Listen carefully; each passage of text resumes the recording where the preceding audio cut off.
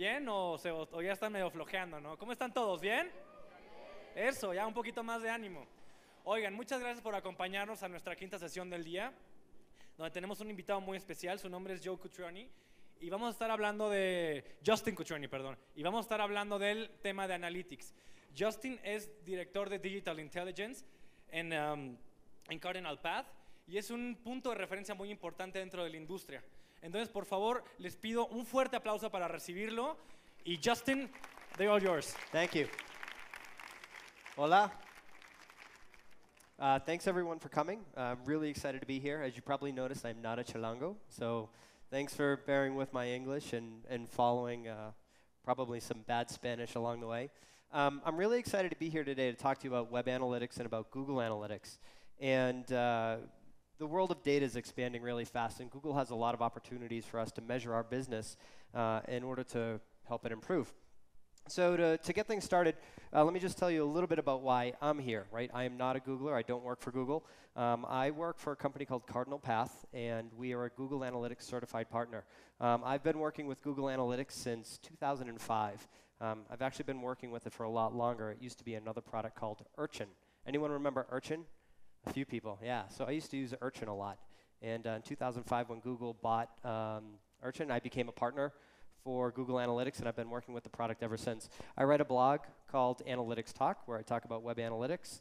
I turned that into a book for O'Reilly in 2007. They allowed me to write another book called Performance Marketing with Google Analytics, and I decided to write another book after that called just Google Analytics. So I've really enjoyed kind of exploring the topic of analytics and how people use Google Analytics in a lot of different ways. Google has a very interesting take on data and access to it, so I've been kind of exploring that through a number of different books. You guys can always reach me. I love to stay in touch, so please, questions, comments, thoughts, anything that we might need to follow up after today's talk, feel free to reach out at me at any time. So some of you might know this guy. Anyone know who this is? Avinash? Yep, Avinash Kaushik. He's the digital marketing evangelist for Google. And he was here just about 2 weeks ago to talk about web analytics and how web analytics is changing and how all of us need to change what we do when it comes to web analytics. Gone are the days of measuring hits. How many people measure hits? Oh, disappointing. No more hits, no more hits. We need to measure things like revenue. We need to measure things like conversions. We need to measure marketing campaigns. We need to segment our data. So Avinash has a great job. He goes out for Google and he talks a lot about how Google can help marketers market better online. He gets everyone really excited and they get all enthusiastic, but he never tells you how to do it. So then I come in 2 weeks later and I say, here's how you actually do everything that Avinash said. So we have a little running joke between the two of us that he's kind of the what, I'm kind of the how. So today what we're going to focus on is talking about how to do some really important things when it comes to web analytics, specifically with Google Analytics. We're going to talk about measuring conversions, right? We're not going to talk about measuring hits anymore. We're going to measure business outcomes.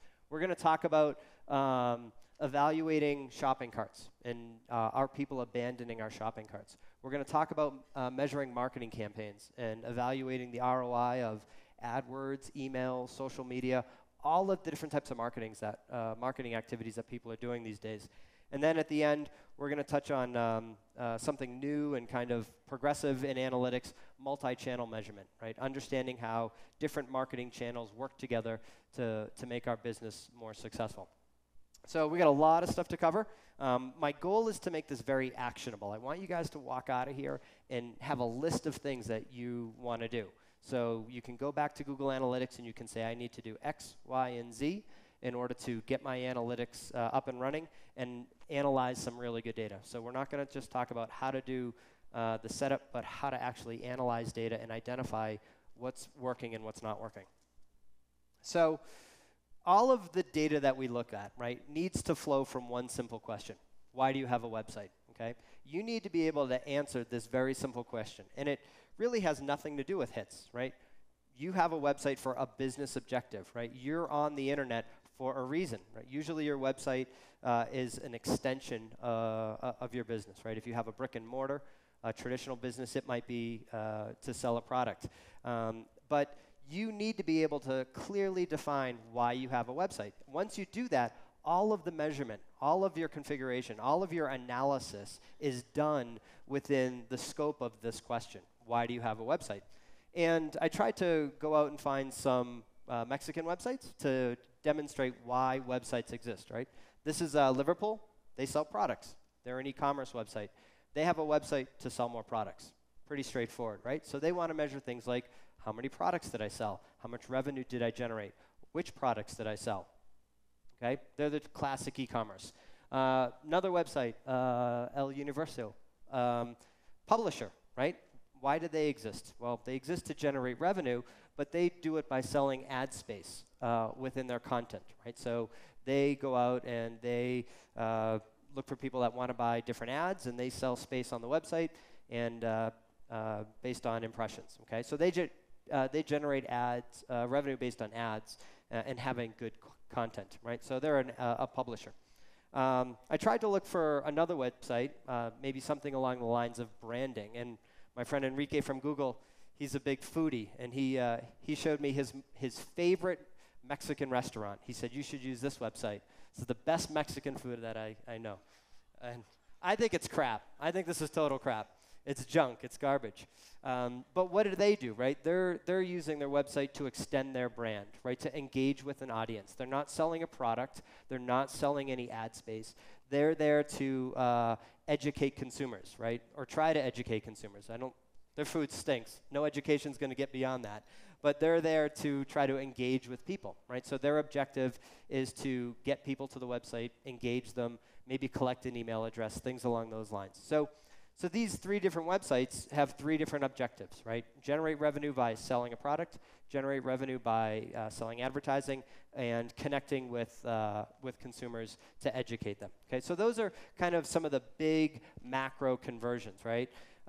Everyone, if you're having trouble defining why you have a website, just ask yourself this question. I want to get more blank. What do you want to get more of out of your website? Is it sales, ad impressions, brand engagement? Okay. It's really easy to do, okay? And this becomes the foundation for all of your measurement with Google Analytics and really with any analytics tool. We call these macro conversions, right? These are the big business objectives that drive revenue, okay? And that's the bottom line. We want to measure revenue. We want to understand how our web presence is impacting revenue. And some websites it's easy, like e-commerce. Some websites it's a little bit harder when they're brand related, okay? Now, those are macro conversions. Those are the big things, okay? But there's a lot of stuff that happens before someone converts. If it's e-commerce, a lot of things happen before they buy a product. If you're a publisher, a lot of things can happen before they get to the website. There are many steps that have to happen before a conversion. And it's a process, okay? And we call these little steps micro conversions. They're small things that lead up to the big macro conversions, the revenue generating events on our websites. And it's really important for us to identify these and measure these as well, okay? So we're not just measuring what's the revenue generated by our site, we're measuring all of the little things that lead up to that. So if you think about the process of conversion, right, everyone has a sales funnel, okay? And the steps within this process, all of the micro conversions fall kind of into this funnel, this process, right? We're trying to reach an audience, okay? We're trying to put ads out there to attract attention. We're trying to get traffic, acquire traffic to our website. We're trying to get clicks, whether it's on a paid search ad or display ad, whether it's a tweet or something on Facebook. We're trying to get people to our website. Once they're on our website, we want to engage them. We want to show them the content that they need to see in order to convert, right? If we're an e-commerce website, we need to show them products. If we're a publisher, we need to show them content that's relevant to what they're interested, so they keep looking at more pages and getting more ads. If we're trying to do some branding, we want to get them to look at important information about our brand, our products, our services. Okay? And ultimately, at the end, we want them to convert. Right? We want them to complete that business objective that our website is trying to have them complete. So all of our micro conversions can fall into these different parts of the funnel. And that's why we want to measure this, right? We want to understand, do we have some issues with getting traffic to the website? Do we have some issues with people engaging on the website? Are there issues at the bottom of the funnel with getting them to convert ultimately? So by breaking down our measurement, right, and starting with the big revenue numbers and then saying, oh, well, let's look at how many people add something to the cart, or how many people like something, or how many people sign up for the newsletter, we can start to understand, maybe there's a problem somewhere here that will ultimately lead to issues with our big macro conversions. Okay, so here's another website, the Home Depot, celebrating 10 years in Mexico. Go Home Depot, woohoo! And so right on this page here, I can see a whole bunch of micro conversions. Okay, I can see 4 micro conversions on this page. First, add to cart, right? How can someone buy a product if they don't add it to a cart, right? We need to get them to take that fundamental action. If we're selling a product, we need you to add it to the cart. So we might need to understand, maybe this button or this call to action isn't formatted the right way. Maybe it's not big enough, maybe it falls below the fold, but we want to measure how many people take this action, right? Because that'll help us understand, is there a problem? Recommend to a friend, okay? Or add to your favorites. These are micro conversions as well, right? If you add it to your favorites, you may not be ready to buy this now, but you might be ready to buy it later on. You're just saving it for later. Micro conversion, okay? That ultimately could lead to some revenue. Sharing it with a friend. Another a great example, right, where we might want to let someone know, hey, you should buy this really awesome toolbox to keep your stuff in. It's exactly what you're looking for. Okay, here's one up top. Okay, help, right? Maybe a live chat button to talk with a representative about that product. Maybe some of the features. If I'm trying to sell things, I want to know, are people using that feature? Right? If I can actually start to interact with someone and have them talk to a salesperson, I might have a better chance of actually selling them a product. So I want to know how many people are using that. And finally, something down here, product ratings, right? These are really important, right? Product ratings are great because it keeps people engaged, right? It helps them connect with me as a business, right? They're taking their time to share their opinion of the product. So I might thank them for that. With a coupon or some type of offer, but if I can get them to recommend a product or give their opinion, even if it's bad, there's a bond there. There's a connection. They're connecting with that retailer, okay? So these are just some ideas if I was an e-commerce website of some of the micro conversions. And for my friend Enrique, who might want to understand micro conversions on this terrible, terrible website, there's a few, right? Way up top, logging in.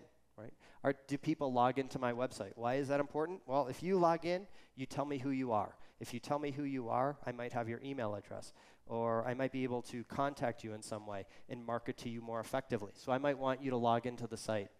Another thing, I might want you to use the store locator, okay? I might want you to try to find where your nearest restaurant is.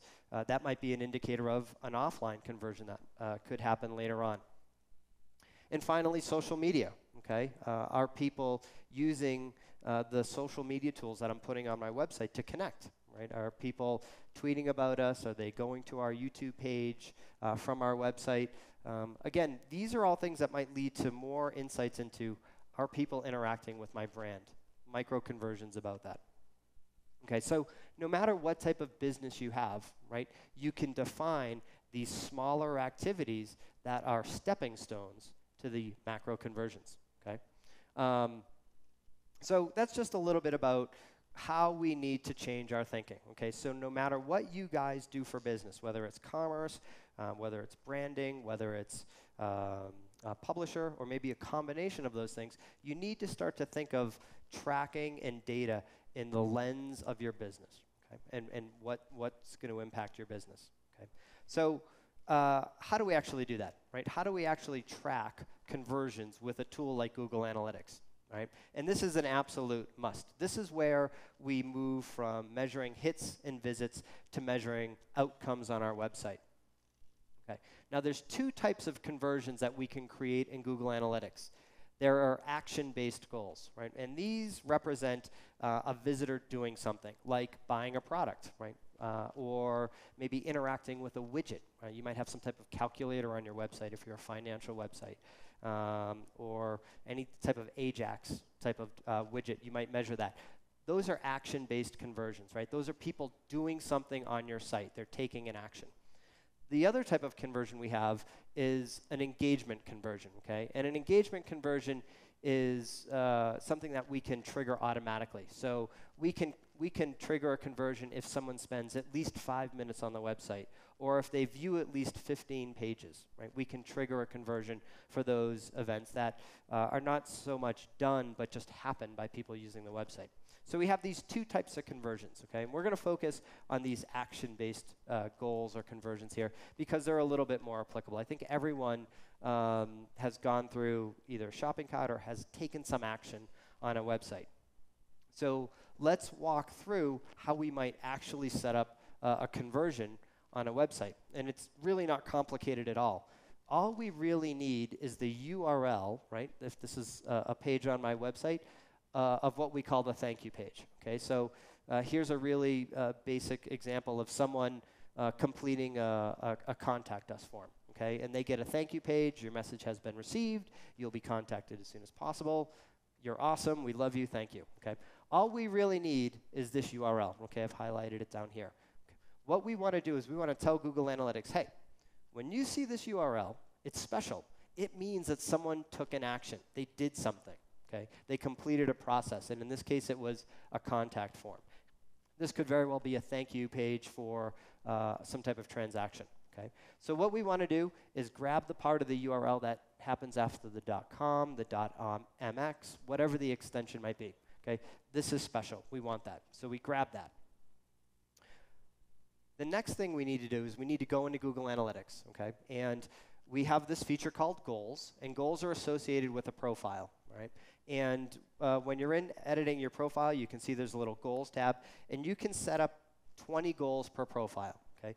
Google divides them into what it calls sets. So there's 4 sets, 5 goals in each set. So obviously, we talked about macro goals and micro goals. So you might have maybe 2, 3 macro goals, but then you might have a whole bunch of micro goals as well. So most of the clients that I've worked with, 20 goals works pretty well. For tracking all of the macro and micro conversions that they might have. Okay, so we click on goal to set up our new goal, and Google says, "Great, we're really excited you want to set up goals. You're an above-average user. Most people don't use this, and we need to now tell Google, well, what type of goal are we going to set up? Remember, we said there are action goals and engagement goals. Okay, and the action goals are a URL destination goal and an event. And the engagement goals are time on site and pages per visit, right? So a URL destination goal basically means that someone got to a certain URL. That sounds exactly like what we're setting up right now, right? You got to a URL. That URL might be the thank you page for a transaction, the thank you page for contact us, could be anything. Event-based goals, these are things for like your Ajax widgets that you might have on your website. And then the time on site, the pages per visit, I'll touch on those very briefly later. Okay? So we want to set up this URL destination goal for this scenario we're talking about. We want to track when people get to that thank you page so that Google Analytics counts a conversion. Okay? So literally when we choose that, we get a form here, and Google says, hey, tell me what the URL is. And, well, we know that. We copied it from our website. Whoop. There we go. There it is. Here's our URL. We literally paste this in to here, okay? And now what's going to happen when Google processes our data, it's going to examine the URLs that it's collected. And when it sees this, it's going to say, oh, thank you page. Check. I'm going to count a conversion. So it's really that simple. Now, there's a couple of advanced settings here that we won't get into. But literally for goal-based or page-based URLs, it's all about having a URL that represents your thank you page or whatever page represents a completion. Now, the really neat thing about goals is that you can give them a value. And you know, when we talked about macro conversions, we mentioned that revenue is really important. Tracking revenue would be great. You can actually give your goal a monetary value. Okay, so If this is a traditional e-commerce transaction, I would recommend you use the e-commerce tracking to actually grab the real value of the transaction. But for other types of goals, like contact forms or lead forms, I would try to calculate a value, right? If you know that the average lead value coming from your website is a certain value, like $100 or $1,000, you can put that in here, and Google will use it as actual revenue. So when we look at some reports later on, you'll see actual dollar amounts, which is really exciting, because measuring conversion rate is great, but whenever you can show someone money, it makes a huge impact, because people love money. They love money, right? And when you show a manager or a C-level revenue numbers, they really get excited, because that's how they're evaluated. So I would encourage you guys, if you have some type of action that is not e-commerce, to try to figure out, maybe in your offline data, what is it worth, that thing coming from the website, that action on the website? How much is that actually worth? And put it into this field. Okay, so once you set this up, Google Analytics, like I said, starts calculating goals. And we have this conversion section of the reporting, conversions, okay? And all of a sudden, like magic, you can see all of the different goals that you set up for your website and how often they happen, right? So we have a total of 90,000 goals on this website. We have an order confirmation. We have catalog requests. We have a new account registration. Add something to a wish list. Add something to a cart. Time on site, pages visited. Bill set up his own confirmation funnel for Bill to track something, right? But you can see we've got a nice mix of macro and micro conversions, right? Here's my macro conversion of an order. Great micro conversion. Someone might request a catalog. Another great micro conversion, a new registration. That's super important. Someone registering for the website, all of a sudden I have maybe some contact information, and I can reach out to them and market to them more effectively. Wish lists, add to cart, all things that support that one macro goal of order confirmation. So just by doing this, you've transcended boring, lame, old analytics into new, fun, awesome web analytics. So you're great.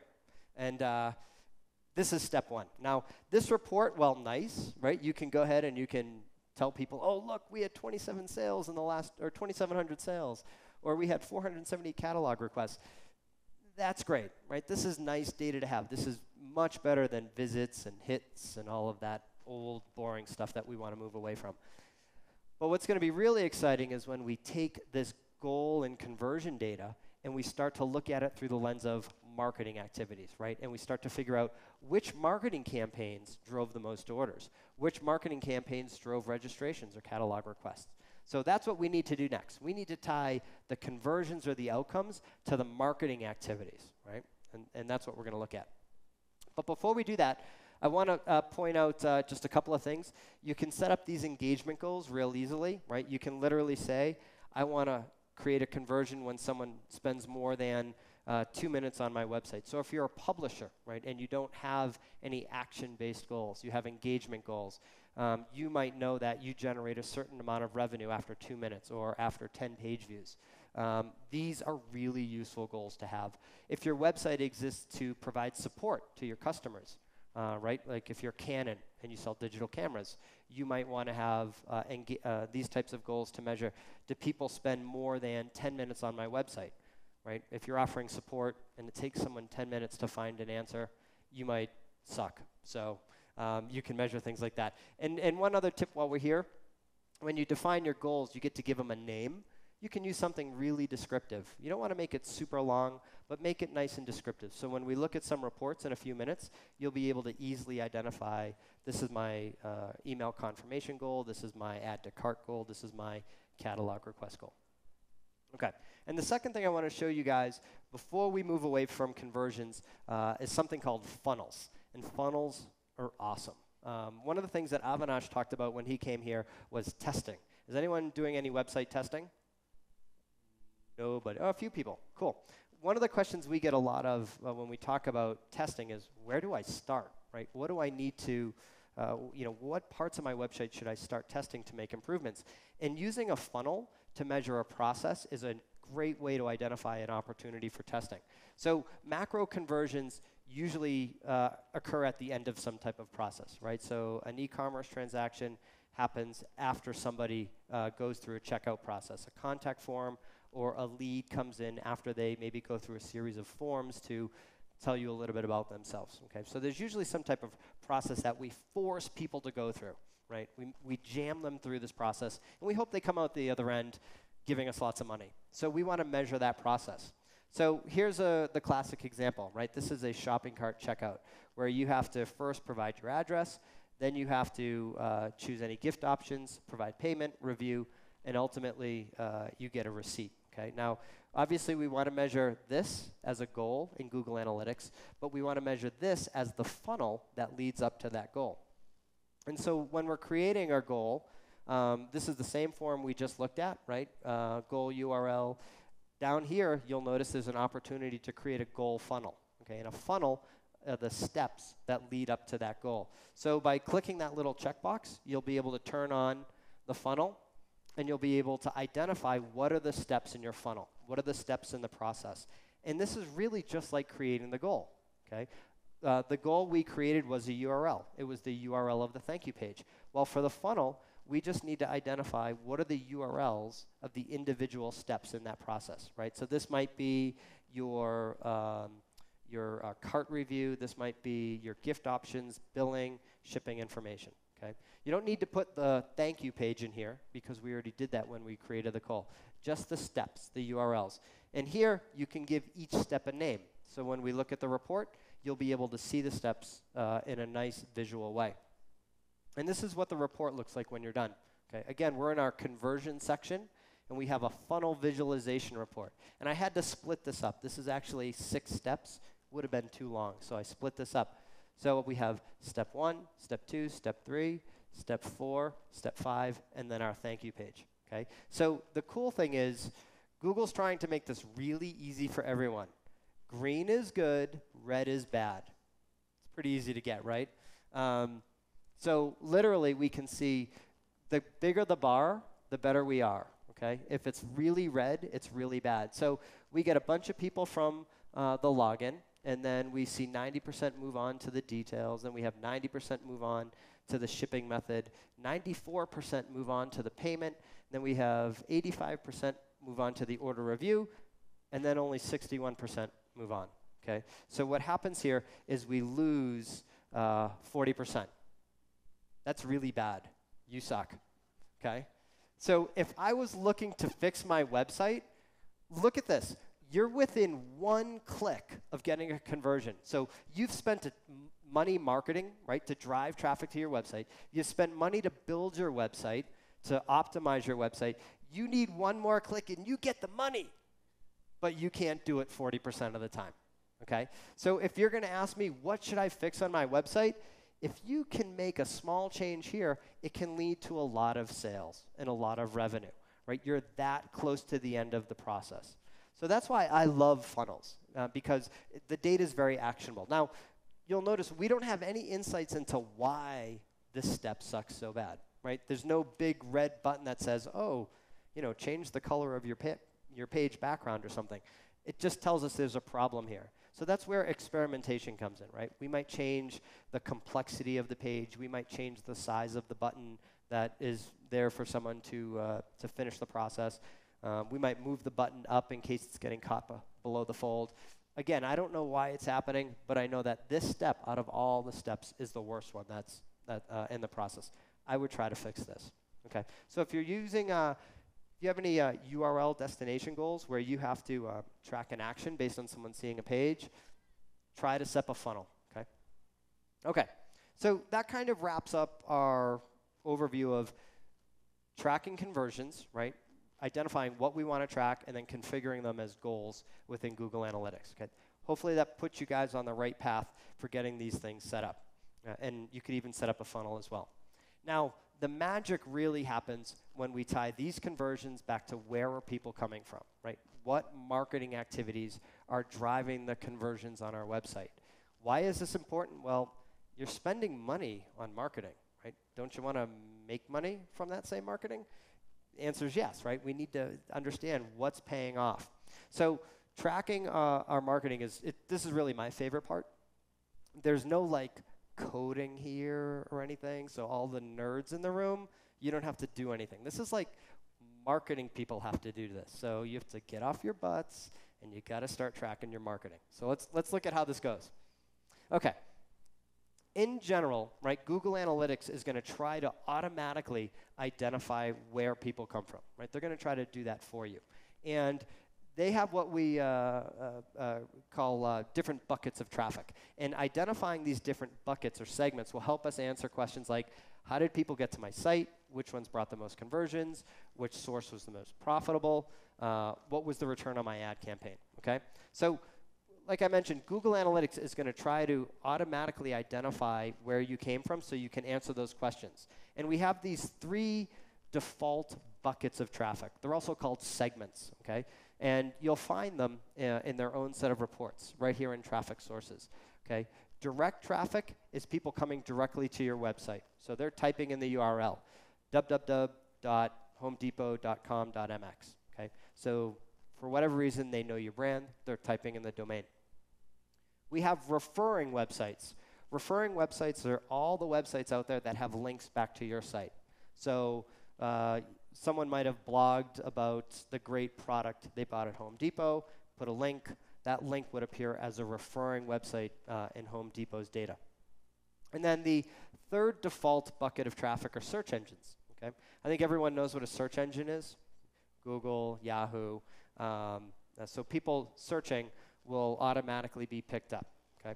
So this is good, right? Google's going to do their best to automatically categorize traffic for you. Now, when people come to the site from one of these traffic sources, Google's going to assign them what we call a medium and a source. And these are really important things to understand because we're going to use these to identify our own marketing activities, okay? A medium is the channel, okay? How did we reach out to somebody, okay? So a medium might be something like referral, right, because it's a referring website, direct search. When we get into our custom campaigns, a medium might be something like email, paid search, social, something along those lines. Now, well, it's great to know the medium, right, the channel that people are using to find our website. We need a little bit more detail, right, because if my medium is referral, well, it still leaves a big question. What was the domain of the referring website? Or if my medium is organic search, well, which search engine? Was it Google? Was it Bing? Was it Yahoo? I need more detail. So we can use this other piece of information. Google gives us this thing called the source to add more detail to the medium. So when we look at a report of our traffic, right, Google will break it down for us, and they'll give us the medium, right? So this is a referral. And they'll also give us what we call a source. And in the case of a referral, it's the domain that the person came from. For organic search, they'll tell us that the medium is organic and the source of the traffic was Google. So we'll be able to identify the different search engines, organic search engines. And you can see here, Google's automatically giving us information. Look at all of these referrals. These are all of the different sources of traffic, all of the different domains, okay? So medium tells us the channel. Source gives us a little bit more detail about it so we can understand which ones are really performing well, okay? So medium and source, these are things that we're going to see in the report. So we can go to almost any report that tells us about traffic, and it's going to be based on these things called source and medium, okay? Again, this is the all traffic report. And here is a list of all of the sources / medium. And I had to gray out a few things here because this is some client data. But we can see Google / organic. Okay, so I know the medium is organic. The source was Google. I see Bing / organic. So again, organic is appearing twice, but because this one has a source of Google and that one has a source of Bing, I'm able to differentiate the two. So I'm segmenting my traffic by where people come from. Okay? And by default, Google gives me all of the plain, regular, boring metrics. Visits, pages per visit, time on site. These are really boring. Right? What about our conversions? Right? How do I look at conversions for these types of things? Well, at the top of this report, there's these links. Goal set 1, goal set 2, goal set 3. Remember, we talked about goals belong in a set. So when I turn on goal set 1, all of a sudden, this table of data changes. So now instead of looking at visits and pages per visit, I'm looking at all of the goals that I configured in goal set 1. So I can read this, order confirmation, awesome. I know exactly what that is. Catalog request, new registrations, wish list, add to cart, right? These are the same goals that we saw before, right, in that goal report. The key difference here is now these numbers are broken down by the traffic source, right? So now I can see what percentage of traffic from each of these sources completes this action, right? So I can see that traffic coming from Google Organic, 1.8% completes an order, okay? 1.4% requests a catalog. So now I'm tying where people come from to my micro and macro conversions. Is anyone excited about this? Okay, good. It's not just me. I'm not just really geeky and nerdy about like how cool this is. So this is it. Like, this is the best thing ever, right? So someone said, well, how do I know what's good? Well, if I had a 10% conversion rate last month and now I have a 1% conversion rate, that's not good, right? You need to look at the numbers here in the lens of what was I trying to do, okay, in order to understand if it's successful. Okay, and this is just a bigger insight, a bigger view. Okay, so you can clearly see your sources and your mediums: Google/organic, Bing/organic. A few of these other ones are campaigns. I'll tell you how to set those up, right? And instantly be able to see what percentage of traffic is converting. Okay, so you can start to benchmark these things and trend them over time. And as you make decisions, right? Maybe you're doing SEO, right? You might expect to see these conversion rates increase over time, if you're focusing on Google or Bing, whatever it may be.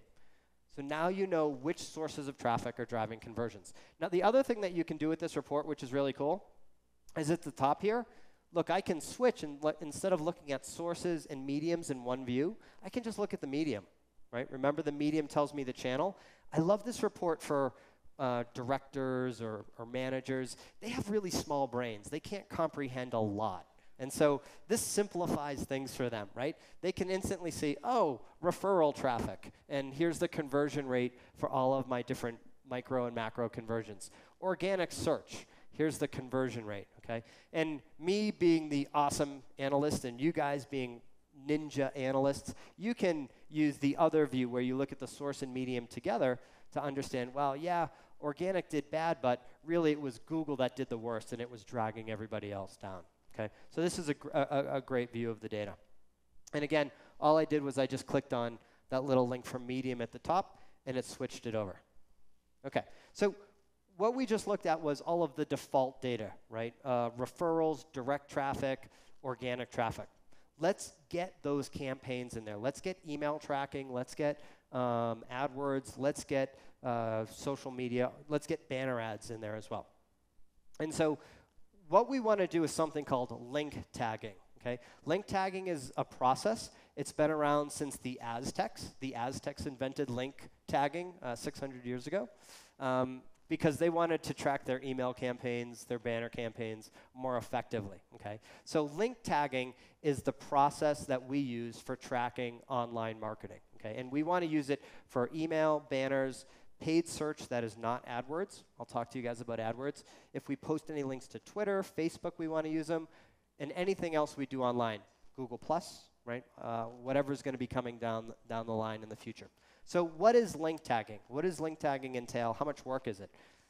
Link tagging is the process of adding extra information to your campaign URLs. And when I say campaign URLs, I basically mean any URL that you're putting out there for someone to click on.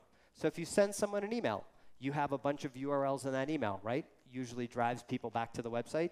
You need to modify those URLs. You need to add some extra information. If you post something on Twitter, right, instead of just putting the regular URL, you need to add a little extra information into that URL, okay? That extra information is what will let Google Analytics identify that link as coming from a specific marketing activity, okay? So what do you add into your URLs? Well, basically, we talked about medium and source. We're going to be adding those types of things into our URLs. How do we do it? Okay, so let's say this is a campaign link. Okay, this is being used in a back-to-school sale. How do we do it? Well, here's our standard URL up here in blue. Okay, and at red, this is all the junk that we want to add in. Okay, so the red are what we call query string parameters, and we've got a few here. We've got campaign is represented by this parameter called UTM_campaign. Okay, we have medium and source. And we have another thing called content, right? So what we're doing here is this extra information we're putting into the URL, right, is going to get picked up by Google Analytics, and it's going to magically appear in our reports, okay? So if we break this URL down, we can see that we're putting a campaign name into the URL. The name of our campaign is 2011 Back to School, okay? The medium, remember this is the channel, is a banner ad. The source tells us a little bit more about the channel. It's on this specific website. And the content, right, this parameter here, we use that to understand a little bit more about the maybe the ad creative, right? So maybe we're using a sports-themed ad, okay? So basically what we need to do as marketers is modify all these URLs that we put out there by adding campaign, medium, and source. These three are required. Okay. The content is not required, but it helps. Okay. So how do we do that, and what happens when we do that? Well, once we do that, this is the campaign report in Google Analytics. And again, I had to blur out the names of my clients' campaigns, but literally, this column will contain all of the values that you put into that campaign parameter. So I said UTM campaign tells us the name of the campaign. Literally, the name of the campaign, 2011 Back to School, will appear in this report, in one of these rows. Now, what can I do? Well, I can get all of my standard metrics, or I can use my goals, right? And I can see my conversion rate for my campaigns, right? So if I find the back-to-school campaign here, I can instantly see what was the conversion rate of my goals. That's it. That's how we tie conversions to marketing campaigns in Google Analytics.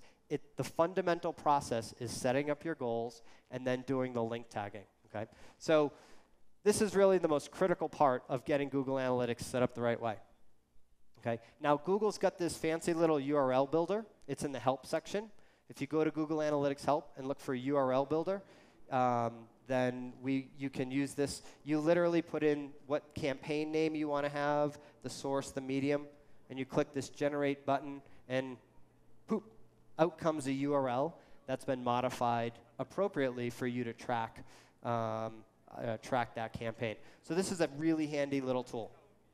And then you take this URL and you put it into whatever marketing materials that you might be doing, right? So if you're setting up a banner ad, when you traffic that banner ad, this would be the destination URL. Or when you're sending out an email, you would put this in the source of the email so that when someone clicked on it, Google Analytics would be able to identify it. When you're doing this, we recommend you use some type of table to keep track of all these things, right? Like an Excel spreadsheet. We have a really fancy Excel spreadsheet that we use, but basically it allows us to keep track from one campaign to the next. What did we put in for the name of our campaign, our medium, our sources, all of those different things. Okay, we're running out of time. I realize that I'm going to try to get through a couple more things real quick. Is that 5 minutes? Yeah. 5 minutes? Great. Okay. So one thing I want to show you that you can do with this campaign tagging that's a little bit more advanced. If I'm sending out an email, right, I have to define what is the name of my campaign and what is the source and what is the medium. But this content parameter that I mentioned before, I can actually use it to differentiate different versions of my email. So if anyone does any testing with their email, right, they might send out multiple versions to see which version works better. Then you can actually put a different value in here for your different emails. So email 1, you might put email version 1 into your URL. So when someone clicks on this button right here, right, instead of this URL, you would put this modified URL. And all of this data would get picked up by Google Analytics. It gets sucked into the reports so that you'll be able to see the name of the campaign, email, with the source, and you'll be able to see which version was it, version 1 or version 2. Okay. This is great because then when you look at your data, you're going to be able to break your data down by something we call the ad content, right? Which version of email drove more traffic to the site? More importantly, if I set up my goals with a value, right, if I assign a value to my goals, Google Analytics will tell me per visit what is the value, right? So this, I get 15 cents per visit, whereas version 2, I only get 13 cents, right? Then I can start to do really fun stuff like, you know, on a given day, if I get 20,000 visits from each variation, this is the revenue from each variation per visit. Over a month, this is the variation. That might be the total difference, okay? So being able to identify those different variations is really cool. All right, just another couple of quick things. QR codes, right? I saw this walking down the street at a bus stop last night. When you create a QR code, it drives people to a website. That website has a URL. You can add your campaign parameters in there, right? So shame on HSBC. They didn't use any campaign parameters. But if you're doing QR codes, you can put campaign parameters in there. And that data will show up in analytics when someone uses their smartphone to scan a QR code. Okay? And again, QR codes are common, right? You can create QR codes with Google's URL shortener or with Bitly shortener as well. Okay? And again, back to the data, you can look at your campaigns and you'll be able to see, you know, here are my email campaigns, my paid search, here are my banner campaigns. What are the insights I'm looking for? What are the conversion rates, right? The conversion rates for each of these different channels, how well are they performing? Okay.